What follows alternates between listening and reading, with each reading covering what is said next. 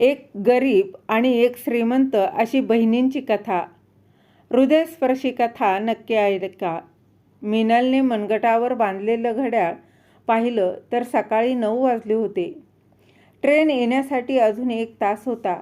तिने मनात ठरवलं की 10 वाजता जरी घरून निघाली तरी आरामात वेळेवर स्टेशनवर पोहोचेल. स्टेशन फक्त 5 मिनिटांच्या अंतरावर होतं. असं विचार करून ती स्वयंपाकघरात गेली आणि तिथे तिच्या काकूने नाश्त्याच्या सगळे पदार्थ तयार केले होते. 11 वाजता नाश्ता तयार करून झाल्यानंतर तिने 11 वाजता नाश्ता टेबलावर ठेवण्याची हुकूम दिल्यानंतर ती परत ड्रॉइंग रूममध्ये आली. ड्रॉइंग रूममधली सजावट पाहायला लागली. तिथली एक एक वस्तू तिच्या श्रीमंतीचा पुरावा देत होती. हो, अनिता तर ती माझ्या घरी येऊन संपन्नता पाहून नक्कीच दंग होऊन जाईल. कदाचित तिला तिच्या चुकांची जाणीवही होईल. अनिता ही मिनलची लहान बहीण होती. आज ती आपल्याकडे मिनलकडे येणार होती. अनिताने यापूर्वी मिनलचं घर पाहिलं नव्हतं असं नाही. ती 5 वर्षापूर्वी आली होती, पण या 5 वर्षात मिनलच्या नवऱ्याने म्हणजेच राकेशने व्यवसायात खूप प्रगती केली होती. त्यामुळे त्यांना आता शहरातील श्रीमंत लोकांपैकी गृहीत धरलं जात होतं आणि याच गोष्टीचा मिनलला फार अभिमान होता. ती शहरातील सगळ्यात प्रतिष्ठित आणि पॉश कॉलनीत राहत होती.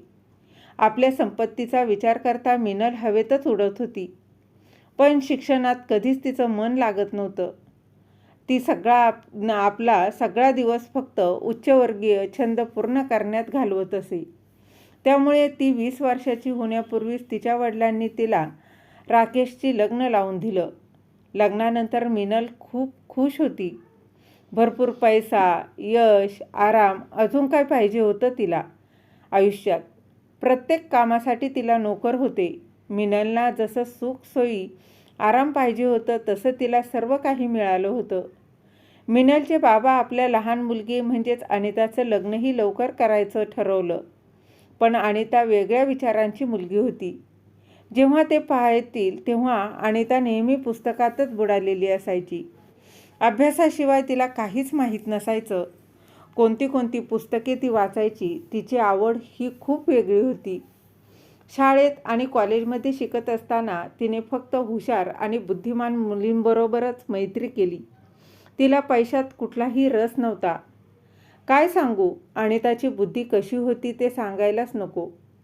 3 वर्षापूर्वी तिने एकापेक्षा एक श्रीमंत लोकांच्या स्थळांना मागे टाकून कॉलेजमधल्या असिस्टंट प्रोफेसरशी लग्न करून अगदी सगळ्यांनाच धक्का दिला.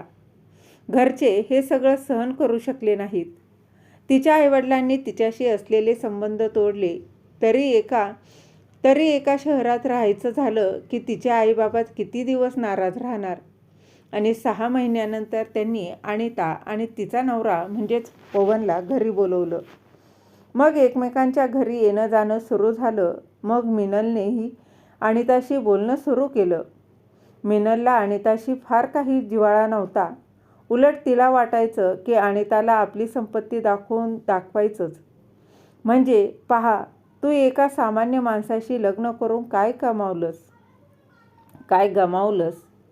मिनल आणि तिच्या कुटुंबाला आयुष्यात पैशाला सगळ्यात जास्त महत्त्व होतं. पण मिनलचा नवरा असो किंवा वडील, दोघेही तेच. पैशावाल्यांनाच किंमत दिली जात होती. पैशामुळे माणसांचा मोठा आणि छोटा समजत होते. 9:30 वाजता मिनलने ड्रायव्हरला आपली गाडी बाहेर काढायला सांगितली आणि एका पॉश कारमध्ये बसून ती स्टेशनवर गेली. ट्रेन वेळेवर आली होती. स्लीपर क्लासमधून उतरलेल्या अनिताकडे पाहताच मिनलच्या मनात काहीतरी खळखळलं. तिला वाटलं जर अनिताने पैशावाल्या घरात लग्न केलं असतं तर ती आज प्लेनमधून उतरलेली असती. अनिताने मिनलला म्हटलं, हॅलो दीदी, कशी आहेस? किती वर्ष झाली तुला भेटून. असं बोलत बोलत अनिता मिनलच्या गळ्यात पडली. मिनलला तो क्षण थोडा विचित्रच वाटला सुद्धा. बहीण अनिताला भेटायचं मन झालं. पण तिथंच तिचं लक्ष तिच्या सिल्क साडीवर गेलं जी तिने घाणेरड्या कपड्यांनी शिवलेली होती. ट्रेनमध्ये लोक कसे असतात ना. लगेच घरी पोचल्यावर ही साडी ड्रायक्लिंगला द्यावी लागणार. घरी पोचल्यावर मिनलने अनिताला बसूही दिलं नाही. तिला लगेच आंघोळीला पाठवलं आणि स्वतः कपडे बदलायला गेली. डायनिंग टेबलवर नाश्ता लावत मिनलने अनिताला बोलावलं. मोबाईलवर बोलत बोलत अनिता खुर्चीवर येऊन बसली. बोलणं थांबवलं आणि हसत हसत मिनलकडे पाहिलं. बाप रे बाप, दीदी तू एवढं सगळं काय काय बनवलंस? अनिता आश्चर्याने खाण्याचे एवढे प्रकार पाहून म्हणाली. हे तर काहीच नाही अनिता, आमच्याकडे हे रोजच असतं. तू इथे आहेस तोपर्यंत चांगल्या प्रकारे भरपूर खाऊन पिऊन घे. तुझ्या तिकडे तर काय माहीत, असं म्हणत मिनलने स्वतःवर कंट्रोल केला आणि तिला कधीपासूनच असं म्हणायचं होतं की एवढ्या मामूली पगारावर तू तिकडे डाळ रोटीशिवाय काय खाऊ शकशील. पण मिनलने स्वतःच्या मनावर ताबा ठेवला. पण हे म्हणण्यापासून मात्र ती स्वतःला थांबू शकली नाही. इथे तर रोजचंच हे सगळं बनलं जात होतं. तुझे दाजी तर ड्रायफ्रूट्स आहेतच, हलव्याशिवाय नाश्तासुद्धा करत नाहीत.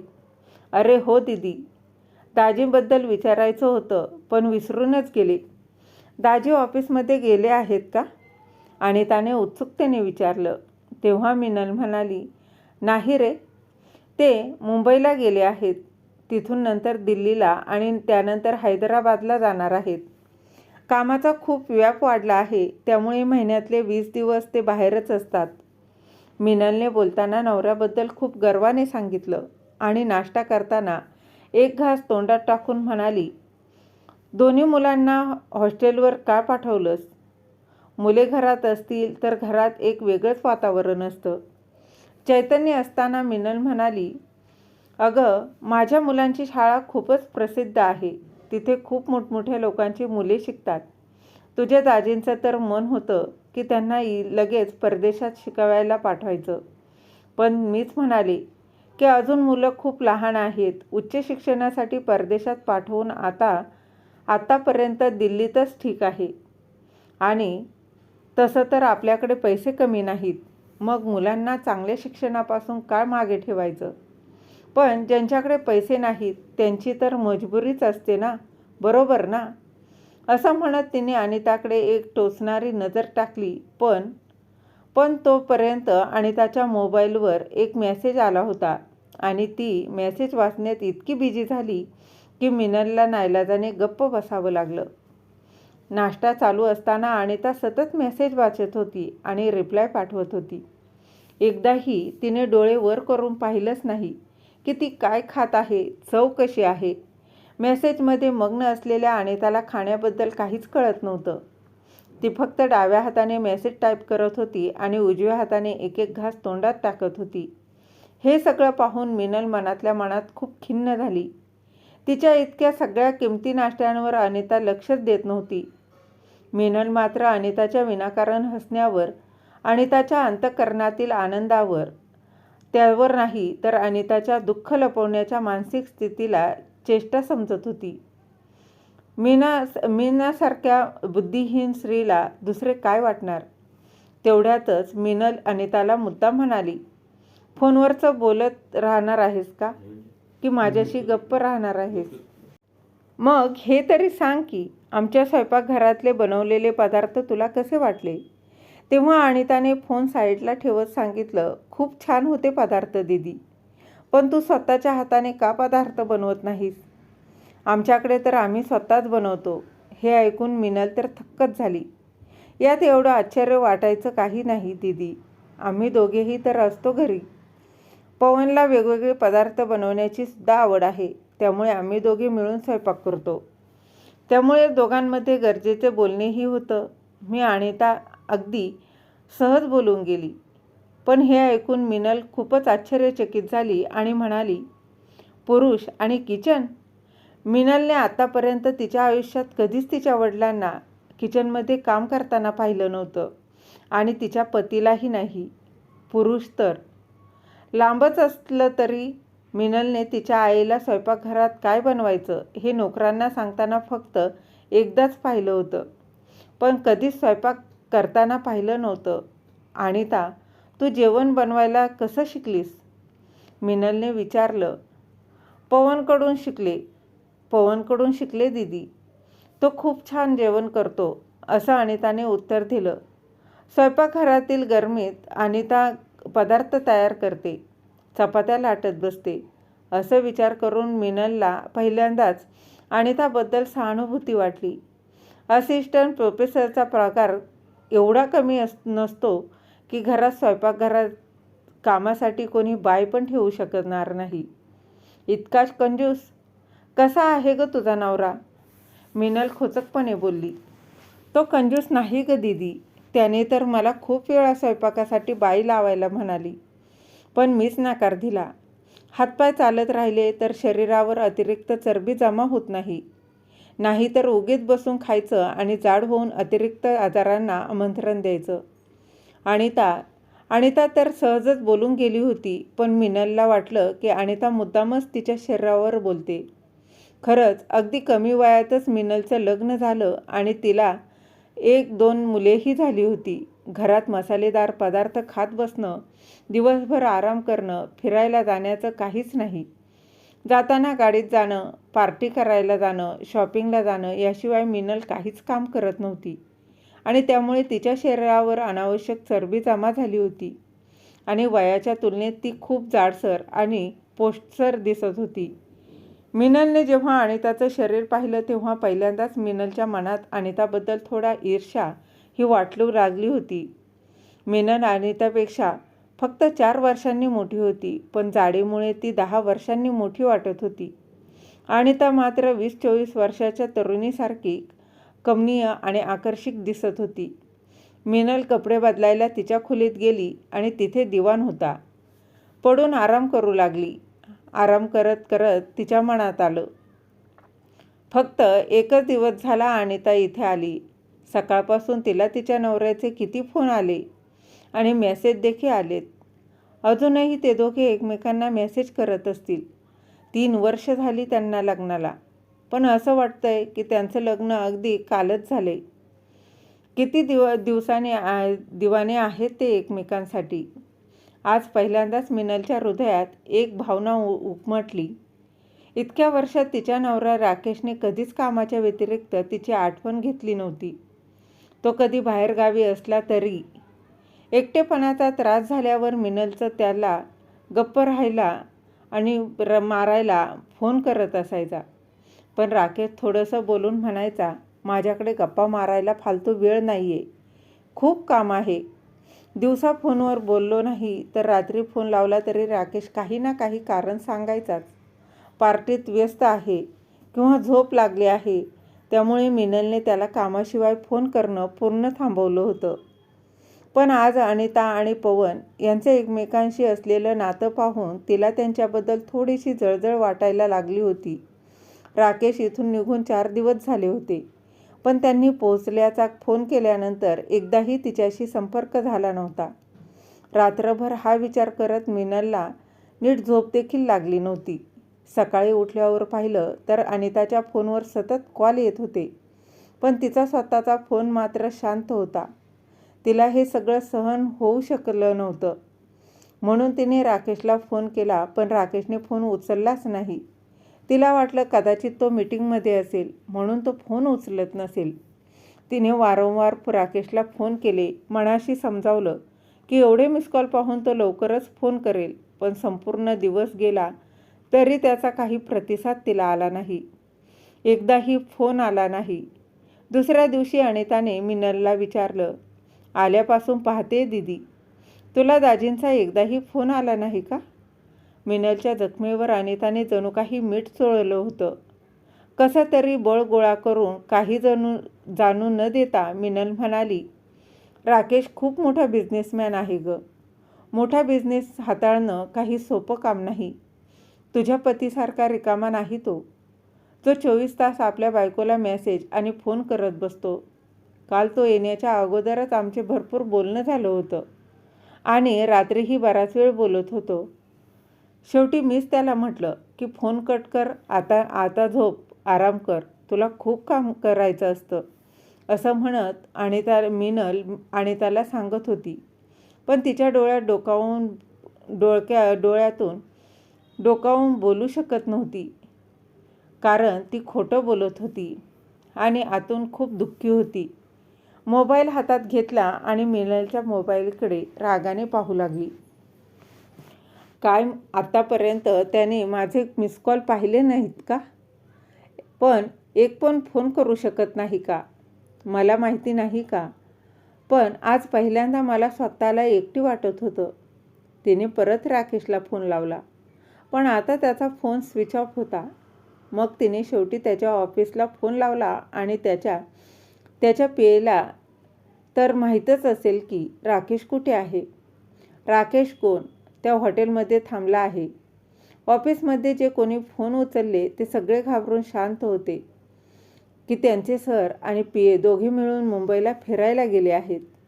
हे ऐकताच मिनलचं काहीच बोलणं बंद झालं. अच्छा, त्यामुळेच तर राकेश माझा फोन उचलत नाहीये. मिनल तर नेहमी म्हणे, घरात मुलं नाहीत तर मी तुमच्याबरोबर येईन. पण राकेश दरवेळी काहीतरी बहाणा करत असायचा. मला दिवसभर तिथे भरपूर काम असतं आणि रात्री उशिरापर्यंत मीटिंग चालू असतात. तो फक्त एकटाच हॉटेलच्या रूममध्ये बसून तू बोर होणार असं तो नेहमीच म्हणायचा. आणि अचानक राकेशकडून असा धोका आणि अपमान मिळाला यावर मिनलला खूप वाईट वाटलं. तिच्या डोळ्यातून पाणी वाहू लागलं. मनात विचार झळकला, का तिने अनिताला बोलवलं? मी इथे आरामात होती. स्वतःच्या पैशाने घेतलेल्या सगळ्या सुखसोयींसोबत येशूच्या आरामात ती खूपच समाधानात होती. आणि त्या समाधानात, त्या गर्वात ती खूप मस्त होती. पण मग अनिता आली आणि तिच्या सुखाचा चुराडा करून टाकला. आज पहिल्यांदाच अनिताच्या चेहऱ्यावरची ती चमक आणि आनंद पाहून वाटलं की पैसा सगळं काही नसतं, पतीची साथसुद्धा फार महत्त्वाची असते. अनिताच्या चेहऱ्यावरची खुशी पाहून मिनलच्या चेहऱ्यावर मात्र उदासी पसरली आणि ती अनिताकडे बघायला सुद्धा तयार नव्हती. घाबरायला लागली, कारण तिला असं वाटू लागलं होतं की अनिताच्या चेहऱ्यावरची ती चमक पाहून तिच्या मनातील अंधार आणखी गडद होईल. जेवणानंतर त्या दोघी गप्पा मारायला सुरुवात केली. दीदी, तू स्वतःची आणि या घरची काय झालीस? मुलं हॉस्टेलमध्ये राहतात, दाजी इकडे तिकडे दिवसभर असतात आणि इतका मोठा दिवस तू एकटी घरात कशी राहतेस? अनिताला मिनलची खरंच काळजी वाटत होती.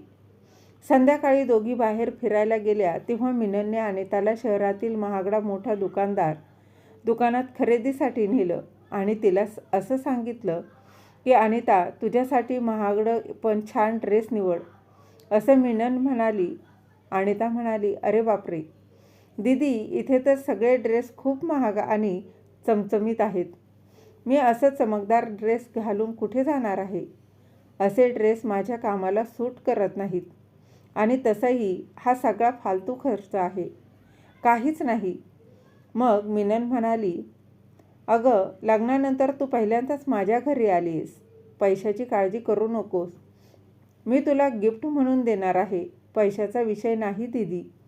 पैसे तू दिलेस की मी दिला याचा ते फरक पडत नाही. महत्त्वाचं म्हणजे वस्तूचा उपयोग होतोय का हा ड्रेस, ते मी पाहते.